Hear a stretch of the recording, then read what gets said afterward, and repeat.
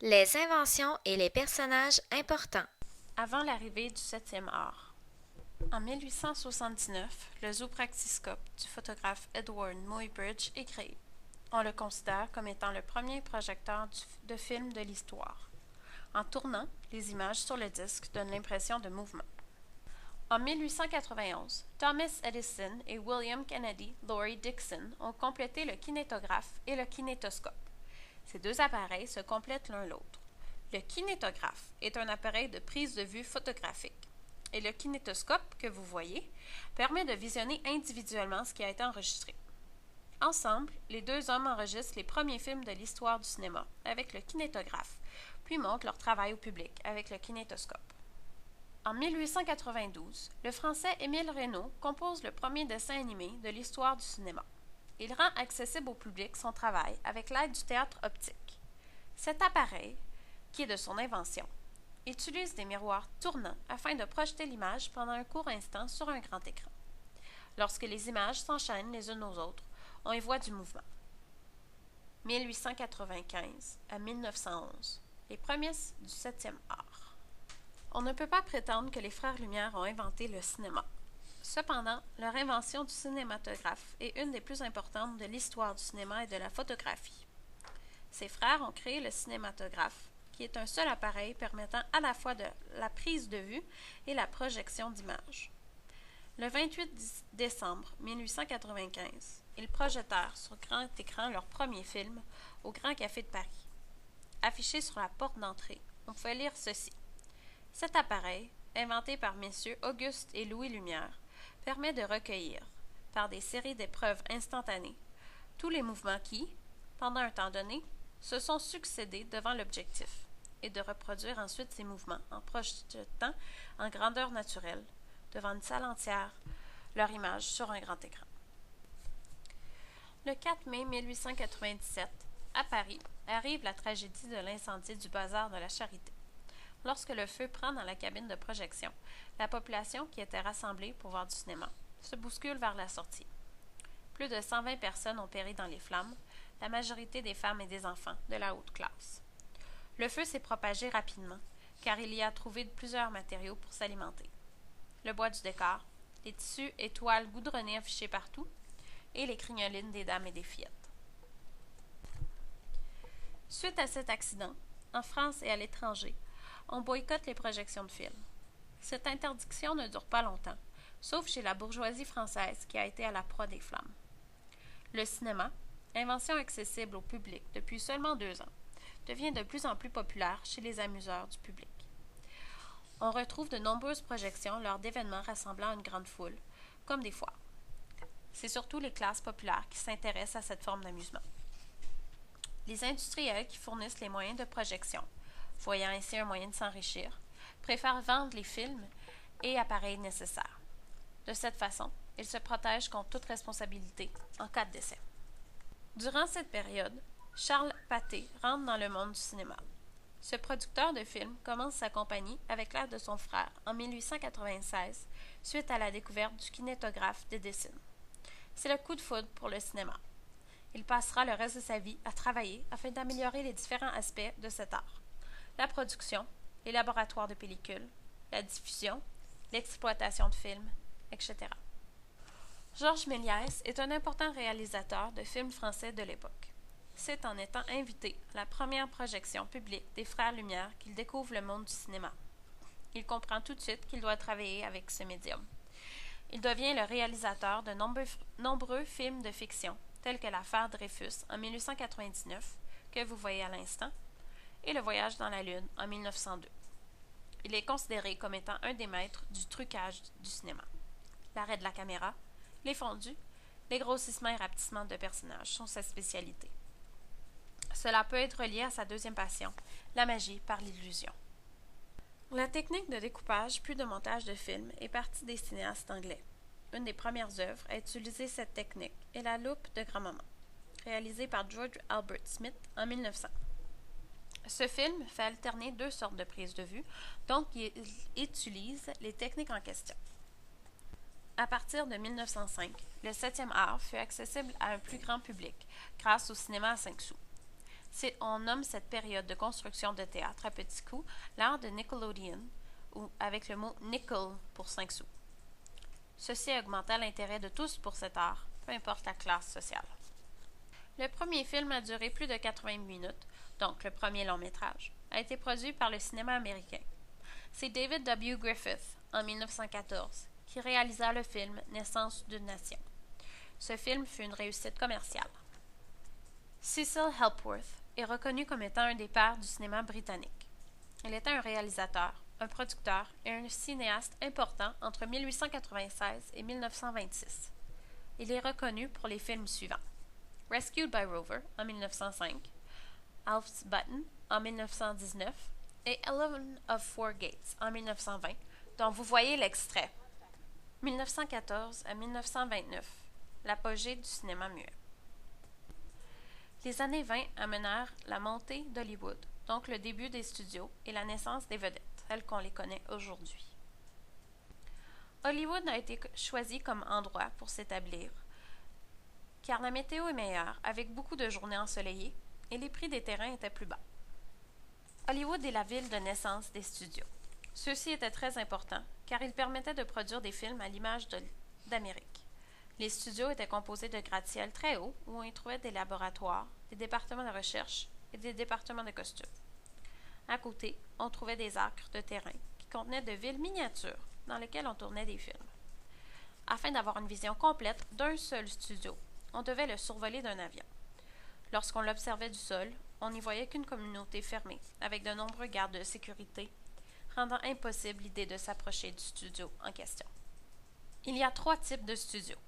Big Five: Warner Brothers Pictures, Paramount RKO, Metro-Goldwyn-Mayer, 20th Century Fox. Ces studios avaient le plus d'argent, donc plus de ressources. Étant les propriétaires de leur propre studio, les productions leur appartenaient à part entière. The Little Three: Universal, United Artists, Columbia Pictures. La différence entre ces studios et les précédents était simple. Ils ne leur appartenaient pas complètement, par manque de budget. Poverty Row, avec, par exemple, Disney, Monogram Pictures, Republic Pictures, 20th Century Pictures et plusieurs autres. Ces studios étaient appelés de la sorte parce qu'ils étaient installés dans des endroits plus pauvres d'Hollywood. Comme il existe de nombreux studios à Hollywood, il est important que chacun d'entre eux se développe au maximum de leur potentiel. Ce développement passait par la publicité des acteurs engagés au studio. Lorsque ceux-ci étaient embauchés par un studio, ils devaient signer un contrat très strict, disant qu'ils étaient alors la propriété du studio en question. Étant une vedette ou une star, on érigeait autour d'eux un culte pour et par les spectateurs de leurs films. Une autre manière de développer le studio était de se spécialiser dans un genre cinématographique particulier. Ainsi, la Warner se spécialise dans les films policiers et les comédies musicales, Universal dans les mises en scène fantastiques, la Metro-Goldwyn-Mayer dans les mélodrames historiques. En 1914, la Première Guerre mondiale éclate. Plusieurs membres de l'industrie cinématographique deviennent des soldats. Les autres continuent de faire des films avec un différent objectif. Le cinéma était maintenant utilisé pour faire de la propagande. On nomme de cinéma muet un film dans lequel il n'y a aucun dialogue prononcé à voix haute. Il y a cependant d'autres sons, tels que la musique ou différents bruits. En plus, on fournissait un support explicatif qu'un discoureur pouvait dire à voix haute à la foule dans la salle de cinéma. La plupart de ces commentaires étaient des remarques grossières ou amusantes, afin de compléter ce qu'on pouvait voir au grand écran. En 1924, Western Electric Company, en collaboration avec Bell Telephone, développe un système de synchronisation sonore, qu'il nomme le Vitaphone. Les sons sont gravés sur un disque sonore, qui joue à la même vitesse que le projecteur d'image. C'est l'arrivée des dialogues dans les cinémas. En 1928, pendant que le système Vitaphone se répand dans les salles de cinéma et dans les fêtes foraines, une nouvelle technologie est déjà en train d'être inventée. Le Fox Film Corporation invente le Movietone. Ce procédé photographique fonctionne avec un fil conducteur tendu entre les deux branches d'un aimant qui s'écarte quand le courant passe en provenance d'un microphone, qui est aussi une nouvelle invention à ce moment-là. 1929 à 1945, l'émergence des films parlants. En 1930, avec les nouvelles inventions pour enregistrer le son, le cinéma sonore s'impose partout. Durant cette décennie, grâce à l'innovation du son, on aperçoit la naissance de nouveaux genres. Les films gangsters, les comédies musicales, les documentaires, les biographies, les westerns, les films d'horreur, etc. 1945 à 1960, l'arrivée de la couleur dans les salles obscures. De 1943 à 1946, on observe de nombreux avancements en technologie. L'arrivée des effets spéciaux, les enregistrements sonores, l'utilisation de la couleur, de nombreux styles cinématographiques, etc. Aux États-Unis, le Bureau de la guerre est fondé en 1942. Il était la première agence de propagande durant la Deuxième Guerre mondiale. Cela l'amenait à travailler étroitement avec l'industrie du film afin de capturer et d'enregistrer les actions militaires de la nation américaine. Un des films de guerre et de propagande le plus connu des années 1940 est Casablanca. Le sujet principal du film est le conflit de Rick Blaine entre l'amour et la vertu. Il doit choisir entre ses sentiments pour Il Salud et son besoin de faire ce qui est juste pour aider le mari de celle-ci, le héros de la résistance, Victor Laszlo, qui doit fuir Casablanca pour continuer son combat contre les nazis. Les années 50 amenèrent aussi plusieurs changements chez les Américains. L'influence de la société après-guerre, la montée du jazz moderne, l'invention des cinéparcs, la création des chaînes de restauration rapide, la guerre de la Corée, la conformité et l'arrivée des télévisions ne sont que quelques exemples. Autour de 10,5 millions de maisons américaines avaient une télévision en 1950. 1960 à 1974, l'âge d'or du cinéma d'auteur. Il y a un délaissement de l'industrie du cinéma pour d'autres formes d'amusement à cette époque.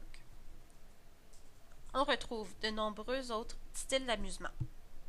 Les disques audio, les films pour la télévision, les productions de séries télévisées, la publication de livres et de magazines ne sont que quelques exemples.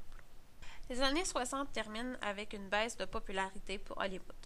À l'encontre, les années 70 ont été les plus fructueuses pour l'industrie américaine du film. Les différentes restrictions quant au langage, au contenu sexuel, à la violence et aux scènes plus osées étaient moins sévères.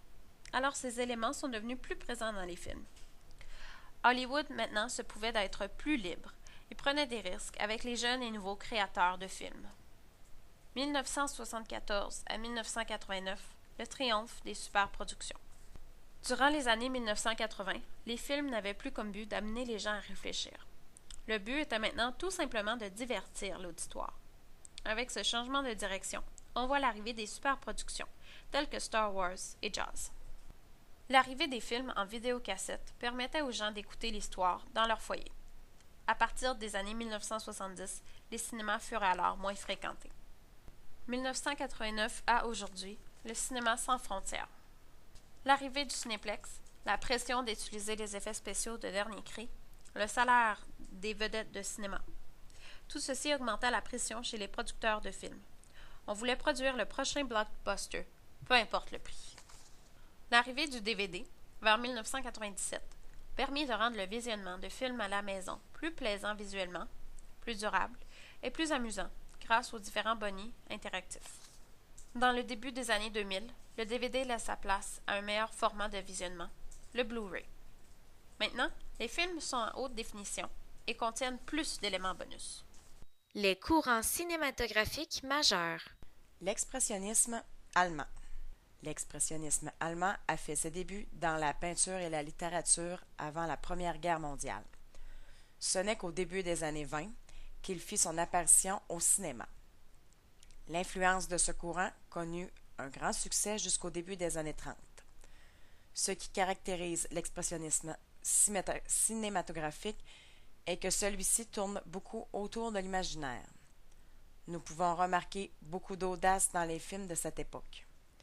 Les décors sont simples, car le réalisateur aime créer des jeux de lumière et c'est avec ceux-ci que nous pouvons remarquer les différents états d'âme des personnages. Les budgets sont minimes à cause de la guerre, donc au lieu de mettre le paquet sur le décor, ils aiment mieux mettre l'accent sur le scénario et les personnages. Les films sont toujours faits dans un studio. Le Nouvel Hollywood. Le Nouvel Hollywood provient du cinéma américain et se situe entre la fin des années 60 jusqu'au début des années 80. Cette période modernisera la production des films d'Hollywood. Il sera influencé par le néo-réalisme italien et la nouvelle vague française. Les principaux thèmes utilisés lors de ce courant seront en lien avec des sujets qui jusqu'à maintenant sont encore tabous.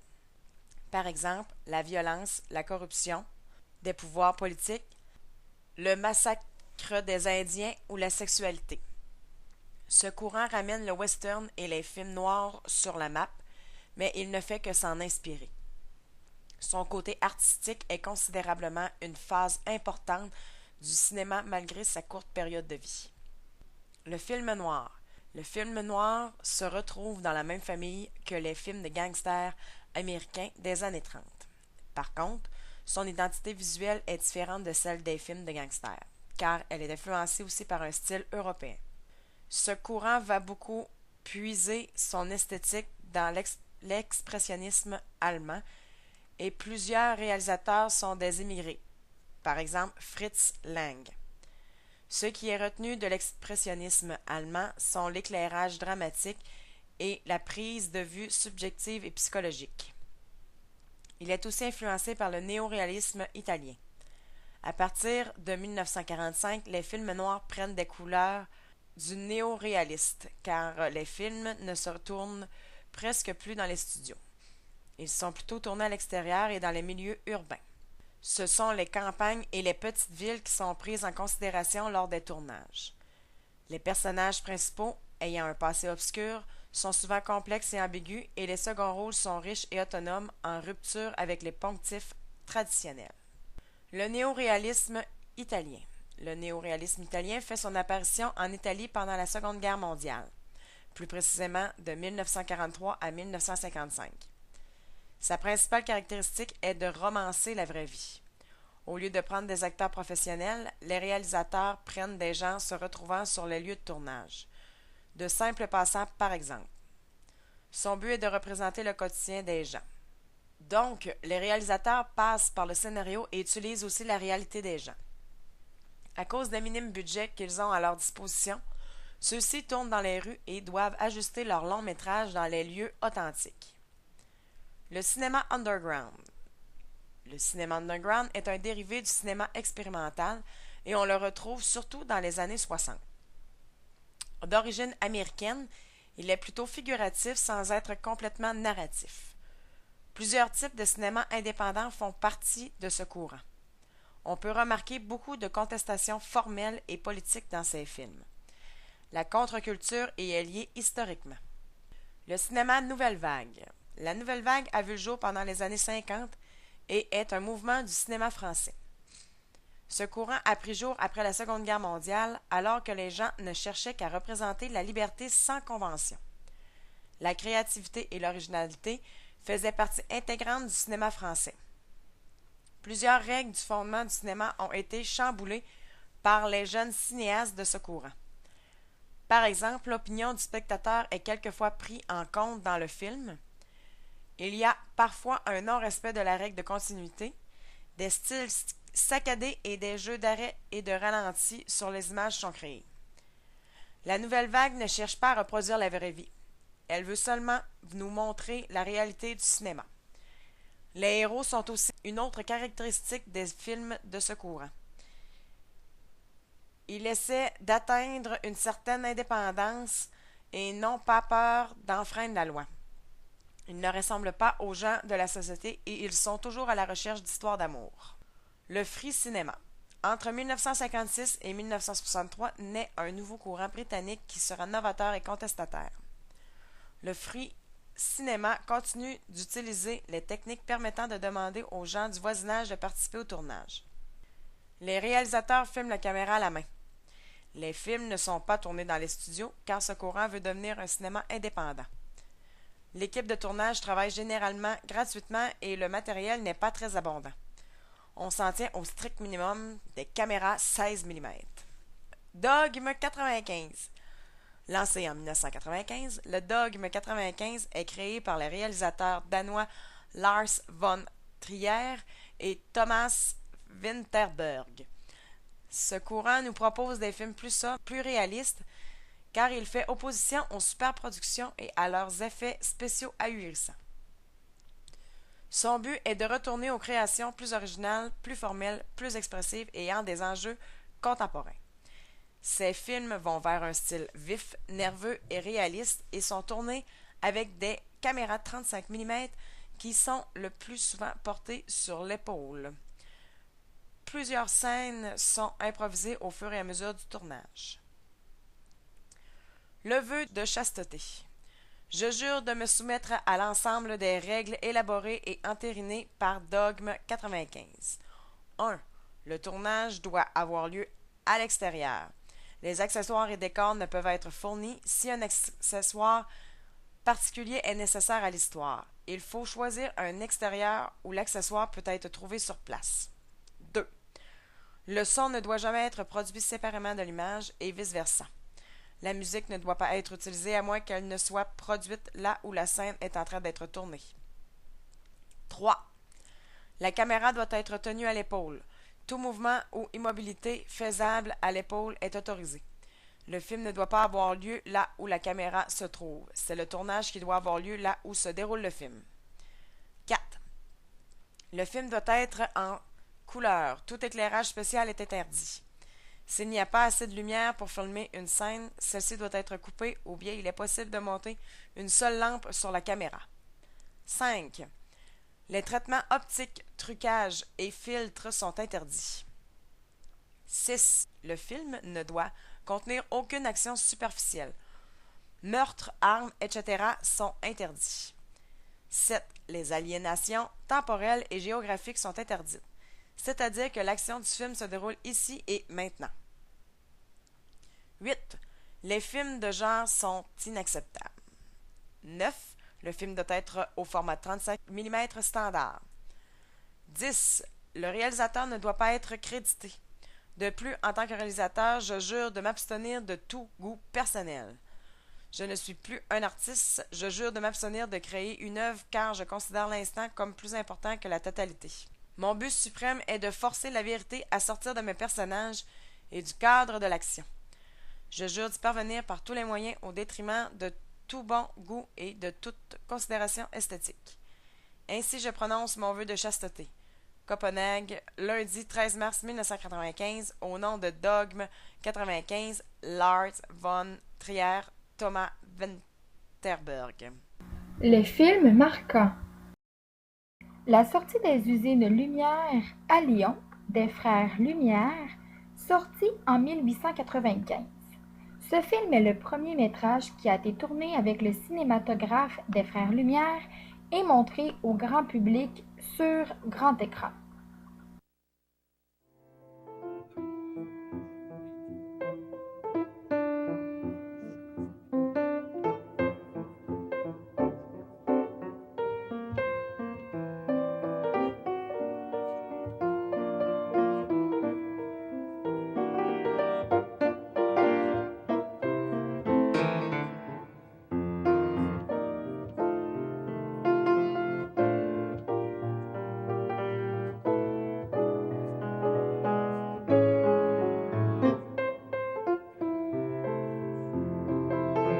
L'arrivée d'un train en gare de la Ciotat, des frères Lumière, sorti en 1896.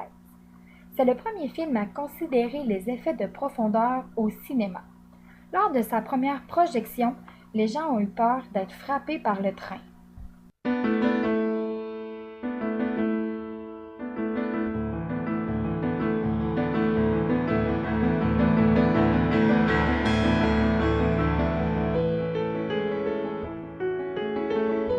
Le voyage dans la Lune de Georges Méliès, sorti en 1902.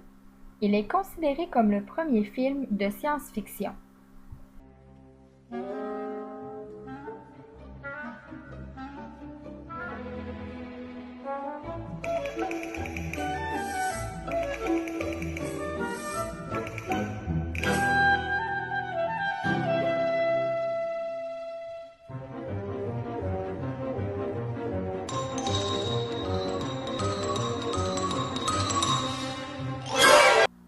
L'attaque du grand train d'Edwin S. Porter, sorti en 1903.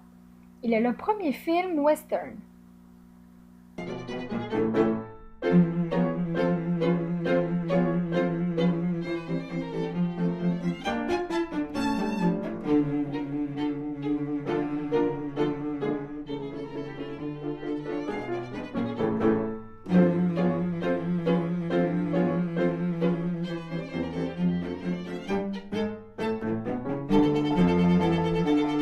L'assassinat du duc de Guise d'André Calmette, sorti en 1908. Il est le premier film à avoir une trame sonore et non un orchestre pour faire la musique.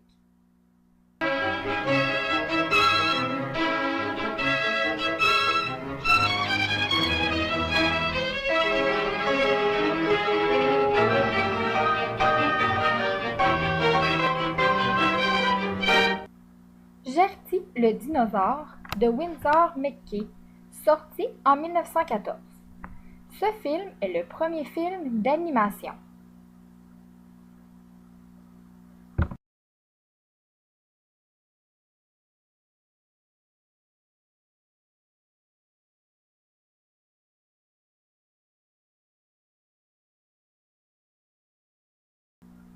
Naissance d'une nation de D.W. Griffith, sorti en 1915.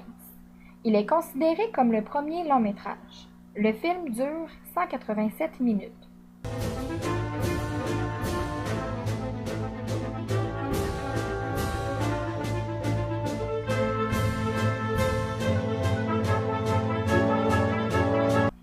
Le cabinet du docteur Caligari de Robert Wiene en 1920. Ce film marque le début du courant expressionnisme allemand.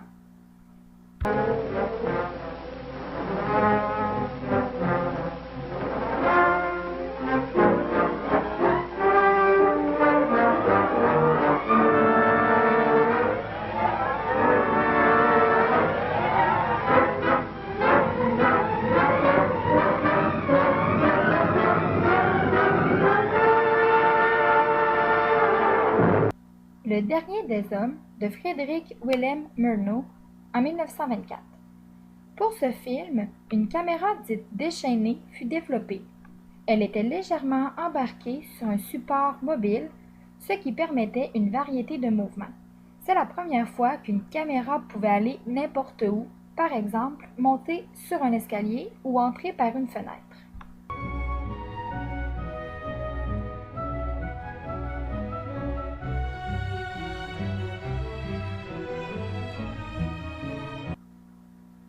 Le chanteur de jazz d'Alan Crosland en 1927. Ce film est considéré comme le premier film parlant hollywoodien. Blue sky, smiling at me, nothing but little blue sky. Do I see? Do. Bluebird singing a song, nothing but little bluebird all day long. You like that slapping business? Never saw the sun shining so bright, never saw things going so right. Noticing the days hurrying by, when you're in love, oh, don't they fly? Blue days, all of them gone, nothing but. Metropolis, un film de Fritz Lang, sorti en 1927. C'est le premier film futuriste à grand déploiement. Tout un univers a été créé uniquement pour ce film.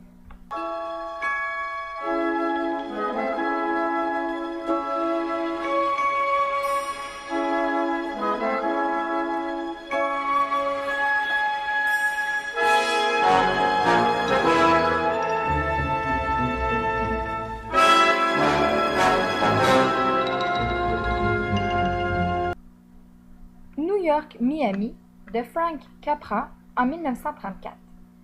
Il est le premier film dans la catégorie comédie romantique. Do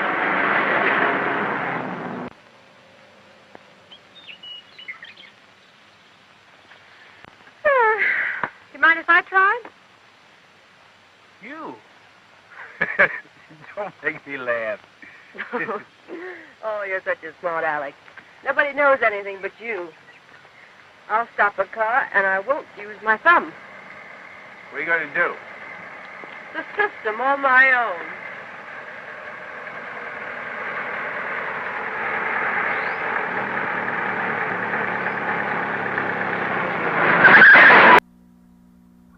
Lucky Sharp de Ruben Mamoulian et Lower Sherman en 1935.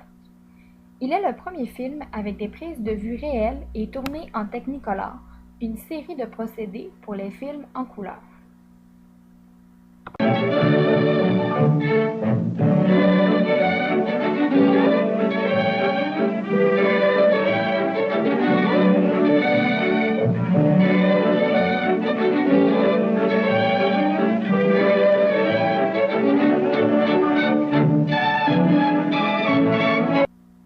Le roman d'un tricheur de Sacha Guilty en 1936. C'est le premier film avec la présence d'un narrateur.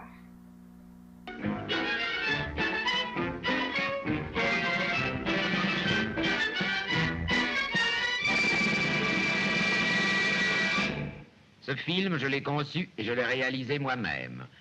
La musique en a été composée par mon ami Adolphe Borchardt.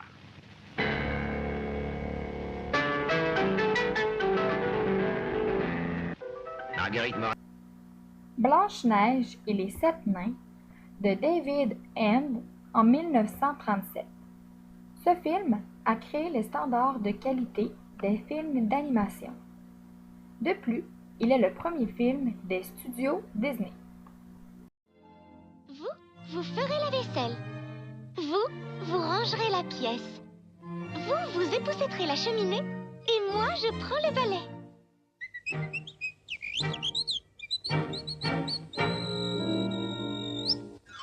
Sifflez en travaillant.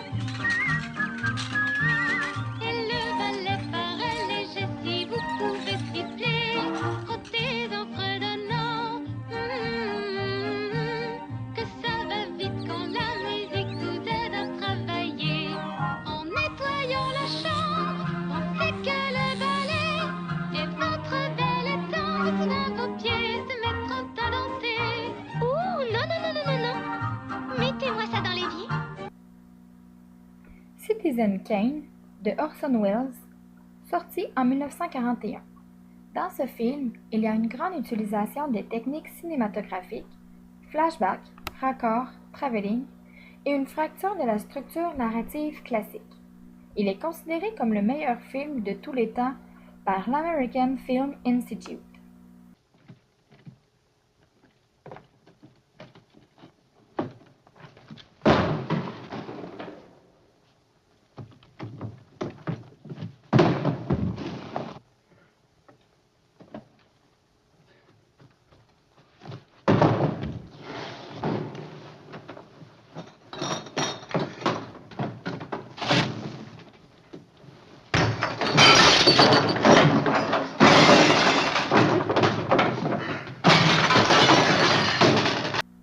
Le Faucon maltais de John Huston, sorti en 1941. Ce film est considéré comme le premier film du courant film noir. We were talking about a lot more money than this. There are more of us to be taken care of now. Well, that may be, but I've got the Falcon. You may have the Falcon, but we certainly have you. Les Amants diaboliques de Luchino Visconti, sorti en 1943. Il est le premier film du courant néo-réalisme. Io ti cercavo.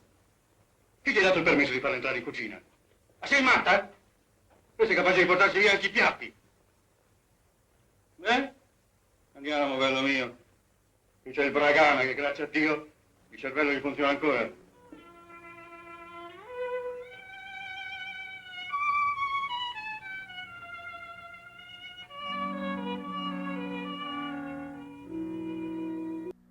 Buana le diable d'Arch Oboler, sorti en 1952.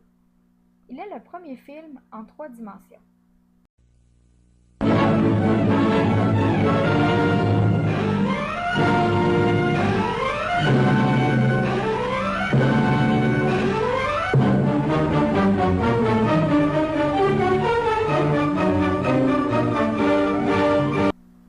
Le coup du berger de Jacques Rivette, sorti en 1956. Il marque la naissance du courant New Wave. Comment vais-je le raconter? Quoi? Où je l'ai trouvé? Attends. Crime parfait.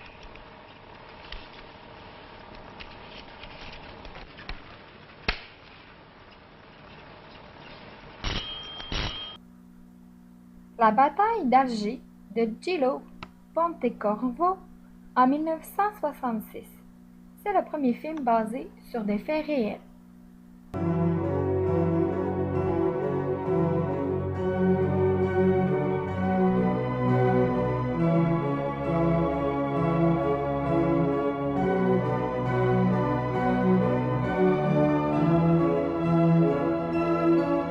Bonnie et Clyde, un film d'Arthur Penn en 1967. Ce film marque la naissance du courant Nouvelle Hollywood.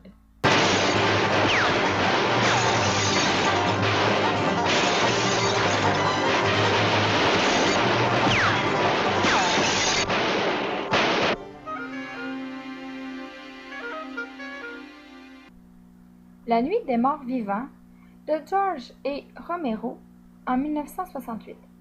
Il est le premier film d'horreur avec du réalisme pouvant ressembler à un documentaire.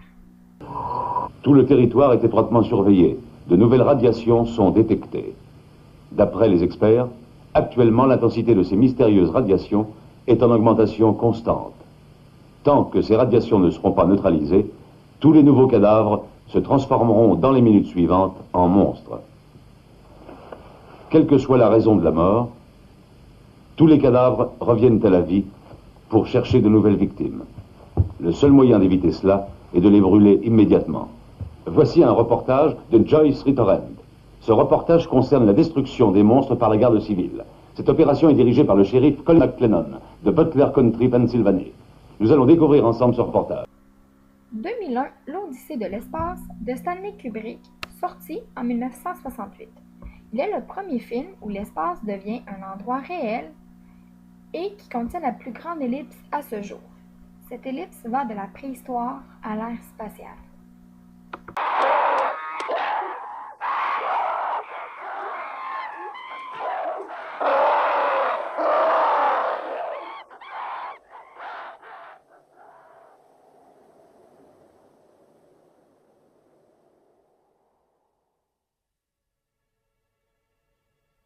Les Dents de la Mer de Steven Spielberg, sorti en 1975.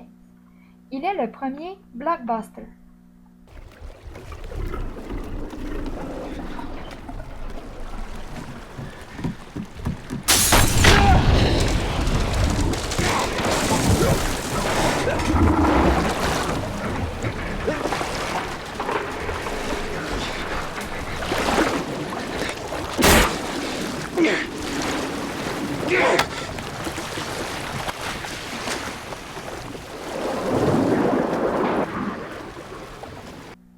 La guerre des étoiles, un nouvel espoir de George Lucas en 1977.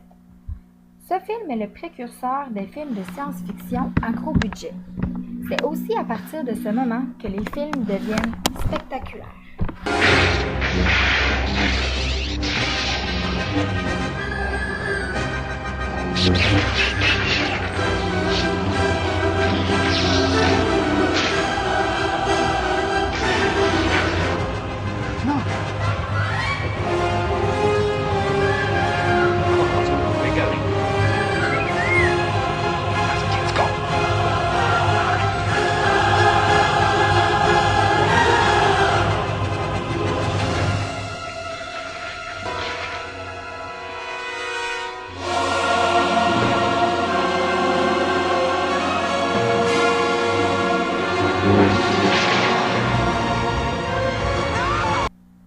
Blade Runner, un film de Ridley Scott, sorti en 1982. Le travail de ce film a été mis sur le visuel, puisque Ridley Scott a créé un nouveau style avec des néons tout en restant sombre. Il en a inspiré l'architecture et plusieurs films animés.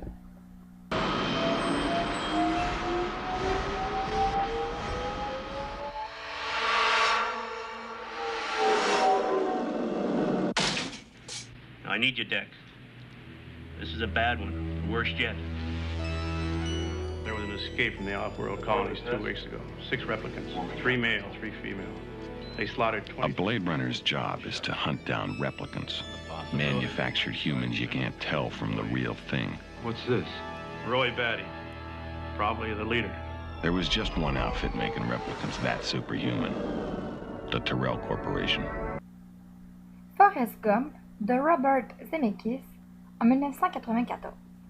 C'est le premier film à avoir intégré les acteurs dans une vidéo d'archives.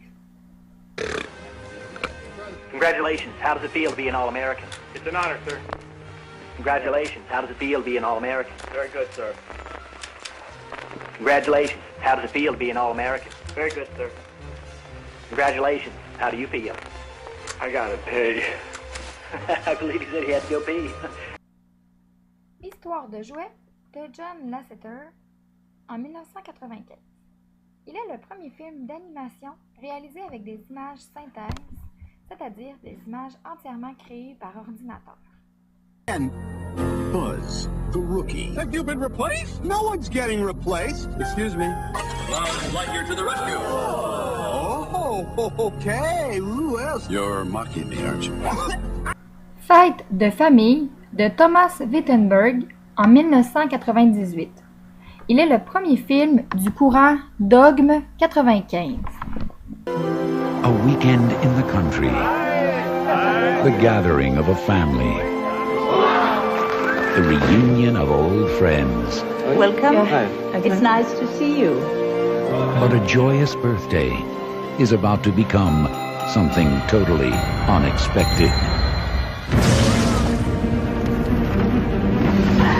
October Films proudly presents the extraordinary story of a family pushed to the edge by a mystery, a passion, and a devastating secret they can no longer conceal. Le projet Blair de Daniel Myrick et Eduardo Sanchez en 1999. À partir de ce film, les films deviennent digitaux, donc sont projetés au moyen de projecteurs numériques spéciaux tels les disques durs. L'époque de Halloween s'affiche la chair de poule à tout le monde. Je veux pas d'artifice. Ce que je veux surtout éviter, c'est les clichés. Je veux présenter ça d'une façon aussi simple et directe que possible. Je trouve que la légende est assez inquiétante en elle-même. Je veux demander pardon. J'ai eu l'impression qu'il y avait une chose près de moi, ce genre de chose qui donne le frisson. Ils ont fouillé sa maison et ils ont découvert les cadavres de 7 gosses de la région. Je viens de me réveiller il y a à peine 2 secondes. Il y a des petits tas de pierres devant notre tente. Je regrette. Je regrette. Oh merde!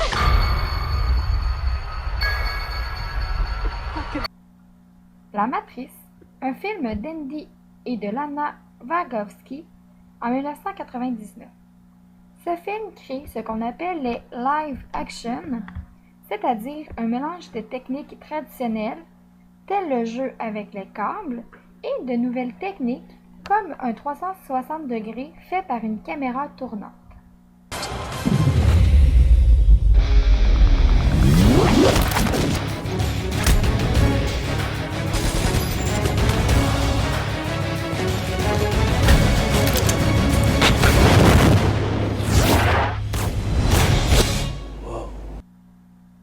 Le Seigneur des Anneaux, les 2 tours, de Peter Jackson en 2002. C'est la première apparition d'un personnage créé par le procédé de capture de mouvement avec le personnage de Gollum. Ils nous l'ont volé. Tue-les, Hobbit. Tue-les, Hobbit. Tue-les tous les deux. Non! Chut! Silence! Il ne faut pas les réveiller. Il ne faut pas tout gâcher maintenant. Mais ils savent. Ils savent. Ils nous soupçonnent. Et que dit mon précieux, mon trésor?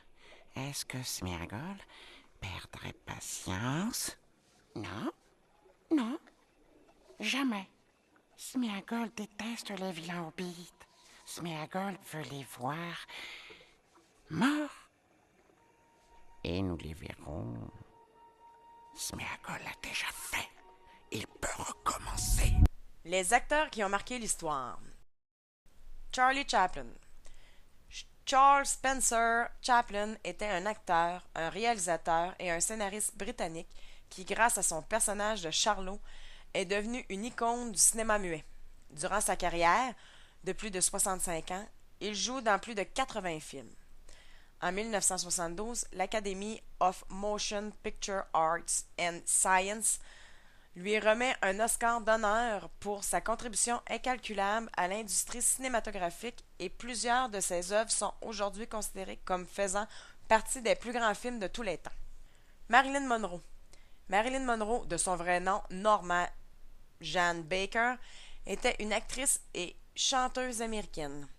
Le début de sa carrière se dirige vers le mannequinat.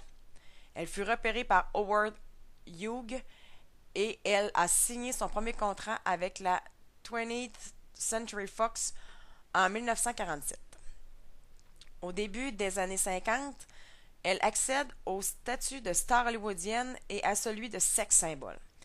Elle meurt subitement le 5 août 1962 et les causes de son décès ne sont pas encore certaines. En 1999, le titre de la 6e plus grande actrice américaine de tous les temps lui est attribué par l'American Film Institute. Elizabeth Taylor. Dame Elizabeth Rosamond Taylor, communément appelée Liz Taylor, était une actrice britannico-américaine d'origine arménienne. Plus rare sur grand écran à partir des années 70 en raison de sa santé précaire, Elizabeth Taylor se consacre à la lutte contre le sida avant même le décès en 1985 de son ami, l'acteur Rock Hudson. Elle sera, en 1999, la 7e plus grande actrice de tous les temps, selon l'American Film Institute. On la reconnaît aussi à cause de ses 8 mariages. Barbra Streisand. Barbra Joan Streisand, dite Barbra Streisand, est une chanteuse, actrice, réalisatrice, productrice américaine et auteure du livre My Passion for Design. Elle est une des seules artistes à avoir remporté un Oscar du meilleur acteur, en plus d'avoir au moins un album numéro 1 au classement Billboard Hot 100. Meryl Streep. Mary Louise Streep est une actrice américaine, considérée par beaucoup comme la meilleure actrice de l'ère moderne et plus globalement comme l'une des meilleures actrices de tous les temps pour sa capacité à s'effacer derrière ses personnages, l'extrême justesse de son jeu, la richesse de son registre et la densité émotionnelle de ses compositions. Elle a été maintes fois reconnue par ses pairs. Elle est aujourd'hui l'une des comédiennes les plus honorées sur le plan mondial, comptabilisant 3 Oscars, 8 Golden Globes, 2 BAFTA et plus d'une vingtaine de nominations à différentes cérémonies de récompenses américaines et internationales. Elle est l'interprète la plus nommée de l'histoire des Oscars, hommes et femmes confondus, avec 18 sélections, dont 15 pour le titre de meilleure actrice. Il en est de même pour les Golden Globes, où elle cumule 28 nominations. Grace Kelly. Grace Patricia Kelly était une actrice américaine qui est devenue par la suite la princesse de Monaco, car elle s'est mariée avec Rainier III en 1956. Elle fait ses débuts dans des pièces de théâtre et dans plusieurs séries télévisées et films avant de rencontrer le succès avec Mogambo. Le crime était presque parfait d'Albert Hitchcock lance définitivement sa carrière. Elle est entrée dans l'histoire du cinéma comme l'une des plus grandes actrices modèles de beauté parfaite avec le blond cendré de ses cheveux et les traits fins de son visage. En 1999, l'American Film Institute la classe 13e plus grande actrice de tous les temps. Katharine Hepburn. Katharine Houghton Hepburn, surnommée Miss Kate, était une comédienne américaine. Dotée d'un fort tempérament, elle refuse les conventions. Celle-ci compte parmi les plus grandes légendes hollywoodiennes. Éclectique et prolifique, elle accepte souvent des rôles de jeunes femmes loufoques ou de vieilles filles aigries. Elle est classée par l'American Film Institute comme la plus grande actrice de légende du cinéma américain en 1999. Bette Davis, fondatrice du Hollywood Canteen, est l'une des actrices de cinéma les plus appréciées de l'âge d'or du cinéma. Bette Davis est connue comme un symbole de ténacité féminine à cause de rôles de femmes impitoyables, caractérielle et hystérique, mais aussi de sa turbulente vie privée ponctuée d'orages d'orageux mariages et de conflits médiatiques avec certaines figures du cinéma. Elle est surnommée Reine d'Hollywood, Reine des studios Warner et Première dame du grand écran américain. Jack Nicholson. John Joseph Nicholson est un acteur, réalisateur et scénariste américain. Il est connu pour ses personnages sombres et névrosés qu'il a incarnés dans de nombreux films cultes du cinéma américain.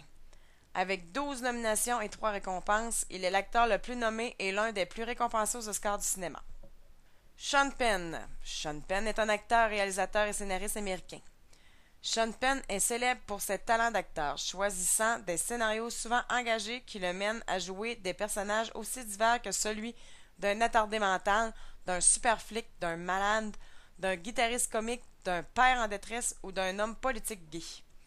En dehors du cinéma, il est connu pour sa personnalité marquée, sa violence et ses prises de position politique, en particulier à propos du conflit en Irak en 2003. Dans ses propres films, il traite des thèmes de la culpabilité, du pardon, de la folie, du matérialisme, de la société occidentale, de la nature et du nomadisme. En tant qu'acteur, il choisit également des rôles engagés et plaqués sur une certaine réalité politique ou sociale. Il est, avec Jack Lemmon, l'unique comédien à avoir obtenu le prix d'interprétation masculine des 3 plus grands festivals de cinéma au monde que sont Cannes, Venise et Berlin. Les étapes de production. La pré-production. Avant même de penser à produire un film, il faut tout d'abord un scénario. Une maison de production doit donc acheter un scénario. Ensuite, un réalisateur est engagé et une équipe technique est choisie. Une fois que le réalisateur a pris connaissance du scénario, il se trouve des acteurs et des lieux de tournage. Les costumes et les décors sont aussi confectionnés avant la production. La production. La production, c'est tout ce qui concerne le tournage du film, de la première scène à la dernière. La post-production. La grande partie de la post-production consiste au montage du film. C'est à cette étape que les scènes à garder sont sélectionnées et enchaînées dans le bon ordre. Les effets spéciaux, la trame sonore, le bruitage et le doublage sont faits et ajoutés au montage. Ensuite, le film est distribué dans les festivals et les cinémas. Enfin, l'exploitation du film est faite et il est donc vendu dans les magasins. Les rôles sur le plateau. Le réalisateur. Il y a un seul réalisateur sur le plateau et c'est lui le patron. C'est lui qui décide comment le scénario va devenir un film. Il dirige donc toutes les actions faites sur le plateau de tournage. Le producteur. Un scénario est acheté par une maison de production. Le producteur finance le film et engage le réalisateur.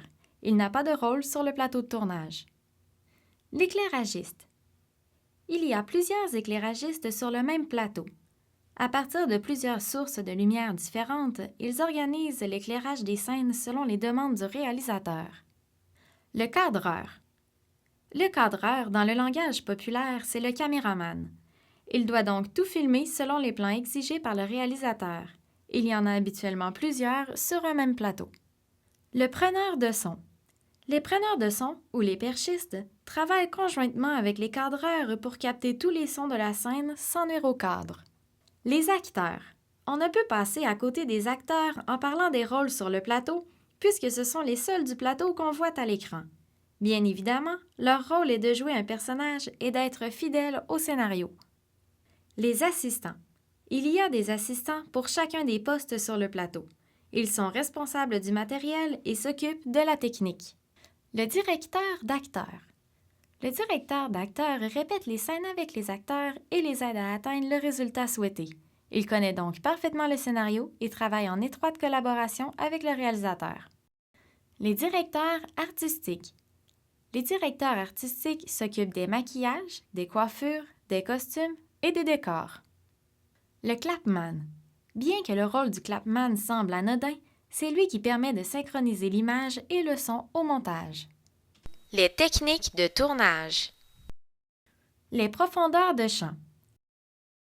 La courte profondeur de champ sert à faire le focus sur le sujet. Le reste de son environnement reste donc flou. La longue profondeur de champ permet de voir toute la scène clairement. Il n'y a pas une chose qui est plus mise en valeur qu'une autre. Les positions de caméra. La plongée consiste en une vue d'en haut. Placer la caméra au-dessus du sujet lui donne un effet d'infériorité.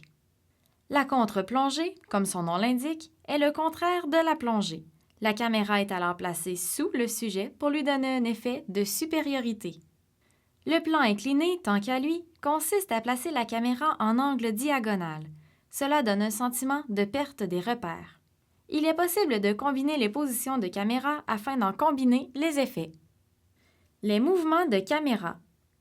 Les mouvements de caméra permettent de suivre le mouvement du sujet. La première façon de déplacer la caméra, c'est en faisant un travelling. C'est alors la caméra en entier qui se déplace sur un axe vertical, horizontal ou circulaire. La seconde façon de déplacer la caméra est le panoramique. La caméra tourne alors sur elle-même. Le cadre. Le plan général ou le plan large permet une vue d'ensemble dans laquelle on ne voit presque pas le sujet. Le plan d'ensemble ressemble au plan large, mais est un peu plus près du sujet. Le plan moyen consiste à prendre le sujet de la tête aux pieds. Le plan italien permet de voir le sujet de la tête aux genoux. Le plan américain nous montre le sujet de la tête à la mi-cuisse. Le plan de taille, comme son nom l'indique, est de la tête à la taille du sujet. Le plan rapproché, tant qu'à lui, montre de la tête à la poitrine. Le gros plan montre seulement la tête du personnage ou l'objet concerné. Enfin, le très gros plan consiste à prendre une partie du visage ou de l'objet. Il y a aussi les zooms qui permettent de passer d'un plan à un autre sans faire de coupure. Le zoom-in part d'un plan plus général pour se rapprocher du sujet. Le zoom-out, à l'inverse, part du sujet pour s'en éloigner et montrer son environnement. L'importance de l'image. L'image est à la base du cinéma puisqu'à ses débuts, le cinéma était muet. De plus, le cinéma sans image, c'est la radio. L'image fait le lien entre le message à passer et le spectateur qui est le receveur du message. Aussi, la composition de l'image, donc tout ce que l'on voit autour du personnage, sert à nourrir le film, à ajouter de petits détails. L'image passe comme message l'histoire, la morale, les événements et le but du film. L'image est primordiale dans les comédies, les drames, les comédies romantiques, les documentaires et les films pornographiques. L'importance du son. Le son est souvent un complément à l'image. Il sert à transmettre l'ambiance, les émotions et les paroles et ajoute beaucoup de réalisme. Le son est primordial dans les films d'horreur, les films d'action, les suspens et les documentaires. Comment faire passer le message? Règle générale, dans un film, le message est passé par le son, l'image, le scénario, le décor ou les objets, le choix des acteurs, les événements, les personnages, le style de film et le style de tournage. Par contre, il y a aussi des techniques pour passer un message plus précis. Tout d'abord, il y a les raccords. Les raccords sur le regard servent à montrer où est l'attention du personnage. Les raccords sur la forme servent à faire le lien entre des images ou des personnages. Les raccords sur le mouvement servent à garder l'attention sur le sujet. Ensuite, il y a les contrastes. Les contrastes de couleurs et les contrastes de vitesse ont la même fonction, celle d'aider à comprendre la mentalité du personnage. Il y a aussi la personnalisation d'objets. Cela consiste à prendre un objet et en faire une figure presque humaine. Cela sert à mieux comprendre la personnalité du personnage. Il arrive aussi qu'un objet revienne très souvent, voire même constamment, d'une scène à l'autre. Cela peut annoncer un événement, expliquer une partie du passé d'un personnage ou tout simplement être la signature d'un personnage ou d'un acteur. Enfin, il y a le style de montage. Le montage rythmique consiste à raccorder plusieurs images très rapidement. Cela permet d'avancer plus vite dans le temps sans pour autant manquer les événements et les informations qui passent. Le montage classique suit le rythme des actions qui se déroulent. Cela permet de rester très près de la réalité. Le plan séquence consiste à filmer en continu sans jamais arrêter la caméra de tourner. Cela permet de vivre les situations en temps réel.